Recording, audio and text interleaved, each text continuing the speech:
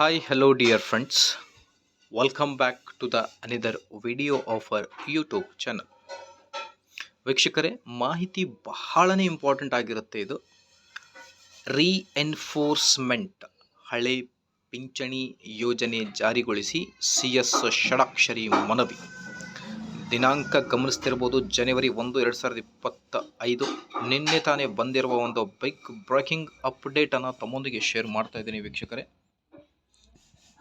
ವಿಡಿಯೋನ ಕೊನೆವರೆಗೂ ವಾಚ್ ಮಾಡಿ, ಅದರ ಜೊತೆಗೆ ನಮ್ಮ ಯೂಟ್ಯೂಬ್ ಚಾನಲನ್ನು ಕೂಡ ಸಬ್ಸ್ಕ್ರೈಬ್ ಮಾಡಿಕೊಳ್ಳಿ.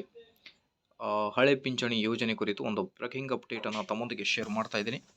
ಸೊ ವೀಕ್ಷಕರೇ, ಬನ್ನಿ ಹಾಗಿದ್ದಲ್ಲಿ ನೋಡೋಣ ಏನಿದೆ ಮಾಹಿತಿ ಅಂತ ಡೀಟೇಲ್ ಆಗಿ ನೋಡ್ತಾ ಬರೋಣ. ವೀಕ್ಷಕರೇ, ಸ್ಕ್ರೀನ್ ಮೇಲೆ ಗಮನಿಸ್ತಿರ್ಬೋದು, ಕರ್ನಾಟಕ ರಾಜ್ಯ ಸರ್ಕಾರಿ ನೌಕರರ ಸಂಘದ ರಾಜ್ಯಾಧ್ಯಕ್ಷ CS ಷಡಾಕ್ಷರಿ ನೇತೃತ್ವದ ನಿಯೋಗವು ಸೋಮವಾರ ಮಾನ್ಯ ಮುಖ್ಯಮಂತ್ರಿ ಸಿದ್ದರಾಮಯ್ಯ ಮತ್ತು ಉಪಮುಖ್ಯಮಂತ್ರಿ DK ಶಿವಕುಮಾರ್ ಅವರನ್ನು ಭೇಟಿ ಮಾಡಿ ಹಳೆ ಪಿಂಚಣಿ ಯೋಜನೆ ಜಾರಿಗೆ ಸೇರಿ ಹಲವು ವಿಚಾರಗಳ ಕುರಿತಂತೆ ಸಮಾಲೋಚನೆ ನಡೆಸಿತು ಅಂತ ಹೇಳ್ತಾ ಇದ್ದಾರೆ.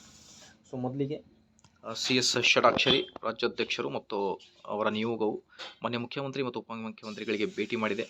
ಸೊ ಇದರಲ್ಲಿ ಪ್ರಮುಖ ವಿಚಾರ ಏನು ಅಂತ ನೋಡ್ತಾ ಬಂದರೆ, ರಾಜ್ಯ ಸರ್ಕಾರಿ ನೌಕರರಿಗೆ ನೂತನ ಪಿಂಚಣಿ ಯೋಜನೆಗಳನ್ನು ರದ್ದುಪಡಿಸಿ ಹಳೆ ಪಿಂಚಣಿ ಯೋಜನೆಯನ್ನು ಮರು ಸ್ಥಾಪಿಸುವ ಸಂಬಂಧ ಸರ್ಕಾರದಿಂದ ರಚಿತವಾಗಿರುವ ಅಧಿಕಾರಿಗಳ ಸಮಿತಿಯಿಂದ ಶೀಘ್ರ ವರದಿ ಪಡೆದು ಹಳೆ ಪಿಂಚಣಿ ಯೋಜನೆಯನ್ನು ಜಾರುಗೊಳಿಸುವಂತೆ ಮನವಿ ಮಾಡಿತು ಅಂತ ಹೇಳ್ತಾ ಇದ್ದಾರೆ.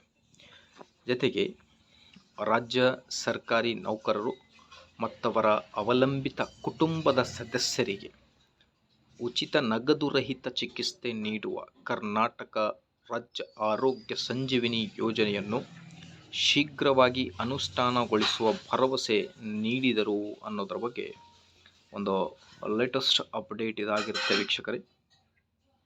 ಹಾಗಾಗಿ ಆದಷ್ಟು ಬೇಗ ರಾಜ್ಯ ಸರ್ಕಾರಿ ನೌಕರರಿಗೆ ಹಳೆ ಪಿಂಚಣಿ ಯೋಜನೆ, ಅದರ ಜೊತೆಗೆ ಆರೋಗ್ಯ ಸಂಜೀವಿನಿ ಯೋಜನೆ ಜಾರಿಯಾಗಲಿ ಅಂತ ಹೇಳ್ತಾ ಈ ಒಂದು ವಿಡಿಯೋನ ಇಲ್ಲೇ ಕಂಪ್ಲೀಟ್ ಮಾಡ್ತೇನೆ. If possible please like, share and subscribe to my channel ವೀಕ್ಷಕರೇ.